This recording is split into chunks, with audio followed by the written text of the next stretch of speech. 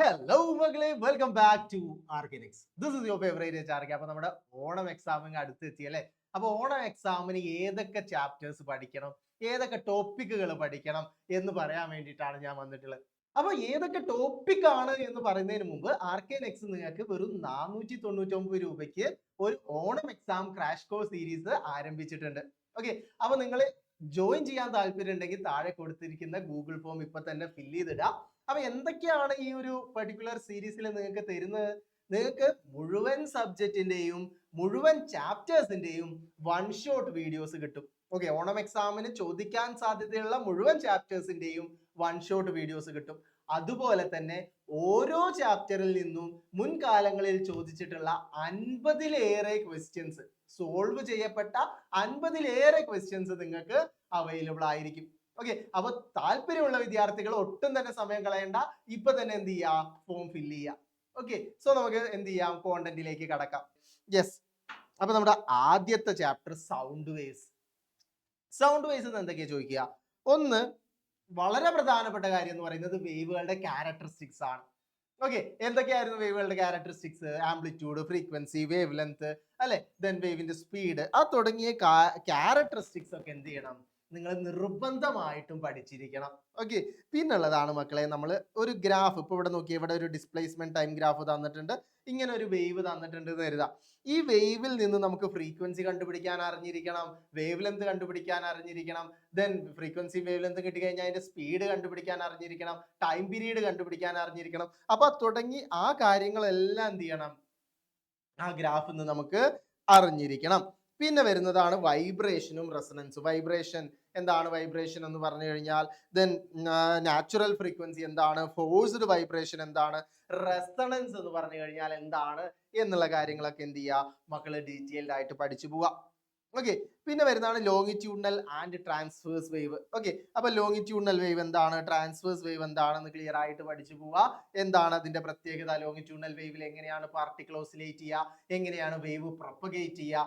Okay, അതുപോലെ തന്നെ transverse വേവിൽ എങ്ങനെയാണ് പാർട്ടിക്കിൾ ഓസിലേറ്റ് ചെയ്യുക, എങ്ങനെയാണ് വേവ് പ്രൊപ്പഗേറ്റ് ചെയ്യുക എന്നുള്ള കാര്യങ്ങളൊക്കെ നമുക്ക് അറിഞ്ഞിരിക്കണം.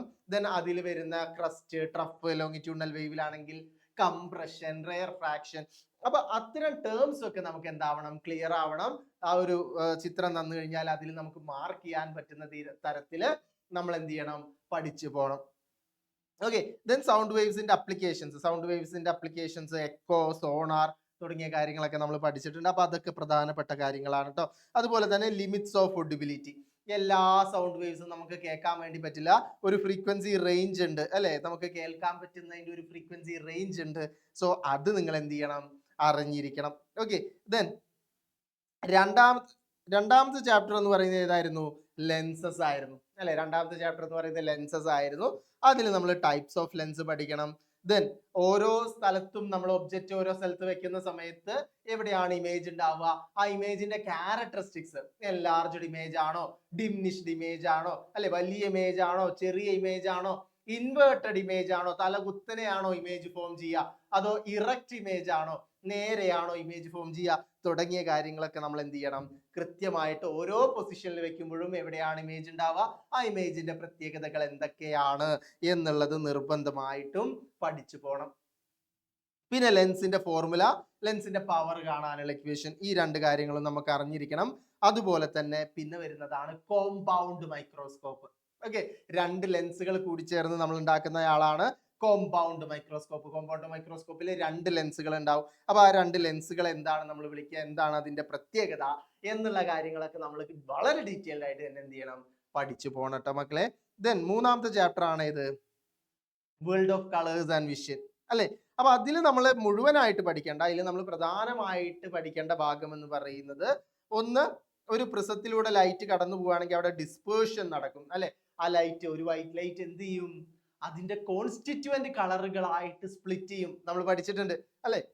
ഒരു വൈറ്റ് ലൈറ്റ് എന്ത് ചെയ്യും, നമ്മൾ പഠിച്ചിട്ടുണ്ട്, അല്ലെങ്കിൽ നമ്മൾ എന്ത് ചെയ്യും, പഠിക്കും. ഓക്കെ, അപ്പൊ ഒരു വൈറ്റ് ലൈറ്റ് എന്ത് ചെയ്യും, നമുക്കറിയാം, ഒരു വെള്ള ലൈറ്റിനെ നമ്മളൊരു പ്രിസത്തിലൂടെ, ഇതാണ് എവിടെ പ്രിസം, പ്രിസം അല്ലേ, ഇതാണ് പ്രിസം. ഓക്കെ, അപ്പൊ ഇങ്ങനെ ഒരു പ്രിസത്തിലൂടെ കടത്തി വിട്ട് കഴിഞ്ഞാൽ നമുക്ക് മഴവില്ല് കിട്ടും അല്ലെ. അപ്പൊ ഈ മഴവില്ല് കിട്ടാനുള്ള കാരണം അവിടെ ഡിസ്പേർഷൻ എന്ന് പറയുന്ന ഒരു ഫിനോമിന നടക്കുന്നത് കൊണ്ടാണ്. അപ്പൊ എന്താണ് ഈ ഡിസ്പേർഷൻ എന്നുള്ളത് നമുക്ക് അറിയണം. ഓക്കെ, ദെൻ വിബ്ജിയോർ കളറാണ് നമുക്ക് അവിടെ കിട്ടുക. ഓക്കെ, അതിൽ വി എന്ന് പറയുന്നത് വയലറ്റ് ആണ്. വയലറ്റിനാണ് ഏറ്റവും ഷോർട്ടസ്റ്റ് വേവ് ലെങ്ത് ഉള്ളത്. ഓക്കെ, വയലറ്റിനാണ് ഏറ്റവും ഷോർട്ടസ്റ്റ് വേവ് ലെങ്ത് ഉള്ളത്. റെഡിനാണ് ഏറ്റവും ലോങ്സ്റ്റ് വേവ് ലെങ്ത് ഉള്ളത്.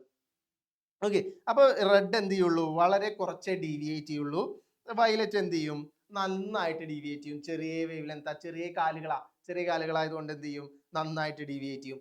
റെഡ് ലൈറ്റിന് വലിയ കാലുകളാ, അപ്പൊ എന്ത് ചെയ്യാം, ഓൻ ഒബ്സ്റ്റക്കിൾസ് ഒക്കെ ഇങ്ങനെ മറികടന്ന് ചാടി കടക്കാൻ വേണ്ടിയിട്ടൊക്കെ പറ്റും. Okay, then electro magnetic spectrum നിർബന്ധമായിട്ടും പഠിച്ചിരിക്കണം. ഓക്കെ, അതിൽ ഏതൊക്കെയാണുള്ളത്, ഇലക്ട്രോ മാഗ്നറ്റിക് സ്പെക്ട്രത്തിൽ വരുന്നത് ആരൊക്കെയാണ്, റേഡിയോ വേവ്, മൈക്രോവേവ്, ഇൻഫ്രാറെഡ്, ഇവിടെ visible light, ultraviolet, X-ray, gamma.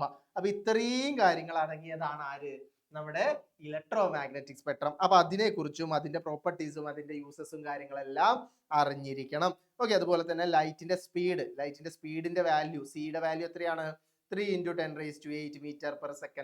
Metre per second square second ആണ്. ഓക്കെ, 3 × 10⁸ മീറ്റർ പെർ സെക്കൻഡ് ആണ് എന്ത്, ലൈറ്റിന്റെ സ്പീഡ് എന്ന് പറയുന്നത്. ഓക്കെ, ലൈറ്റിന്റെ വെലോസിറ്റി എന്ന് പറയുന്നത് മീറ്റർ പെർ സെക്കൻഡ് ആണ് സ്പീഡിന്റെ യൂണിറ്റ്. യെസ്, അപ്പൊ ആ കാര്യങ്ങളെല്ലാം നിങ്ങൾ എന്ത് ചെയ്യണം, പഠിച്ചു പോകണം. അപ്പൊ ഇതൊക്കെയാണ് പ്രധാനമായിട്ട് ഈ ഭാഗങ്ങളിൽ നിന്നാണ് നമ്മൾക്ക് എന്ത് ചെയ്യാറ്, ഓണം എക്സാമിന് ക്വസ്റ്റ്യൻസ് വരാറ്. അപ്പൊ നിർബന്ധമായിട്ടും മക്കൾ എന്ത് ചെയ്യണം, ഈ പറഞ്ഞ ഭാഗങ്ങൾ മുഴുവനായിട്ടും കംപ്ലീറ്റ് ആയിട്ട് മനസ്സിലാക്കി തന്നെ പഠിക്കണം. അപ്പൊ അതിന് വേണ്ടിയിട്ട് ആർക്കെനെക്സ് എന്ത് ചെയ്യുന്നുണ്ട്, പുതിയൊരു കോഴ്സ് പ്രൊവൈഡ് ചെയ്യുന്നുണ്ട്. വെറും 499 രൂപയ്ക്ക് നിങ്ങൾക്ക് മുഴുവൻ സബ്ജക്റ്റിന്റെയും വൺ ഷോട്ട് വീഡിയോസ്, മുഴുവൻ സബ്ജക്റ്റിന്റെയും വൺ ഷോട്ട് വീഡിയോസ് കിട്ടും. അതുപോലെ തന്നെ ഓരോ ചാപ്റ്ററിൽ നിന്നും മുൻ വർഷങ്ങളിൽ ചോദിച്ചിട്ടുള്ള 50-ലേറെ ക്വസ്റ്റ്യൻസ് നിങ്ങൾക്ക് കിട്ടും. ഓക്കെ, അപ്പൊ താഴെ കാണുന്ന ഗൂഗിൾ ഫോം ഇപ്പൊ തന്നെ ഫില്ല് ചെയ്യുക, ഇപ്പൊ തന്നെ എന്ത് ചെയ്യുക, അഡ്മിഷൻ എടുക്കുക കേട്ടോ. ഒരു പടി മുന്നേ, ഓൺ എക്സാം എത്തുന്നതിന് ഒരു പടി മുമ്പേ തന്നെ നമുക്ക് എന്ത് ചെയ്യാം, പ്രിപ്പറേഷൻ തുടങ്ങാം. ഓക്കെ, അപ്പൊ എല്ലാവരും താഴെ കൊടുത്തിരിക്കുന്ന ഗൂഗിൾ ഫോം ഫില്ല് ചെയ്യുക. See you all again. ടാറ്റ, ബൈ ബൈ.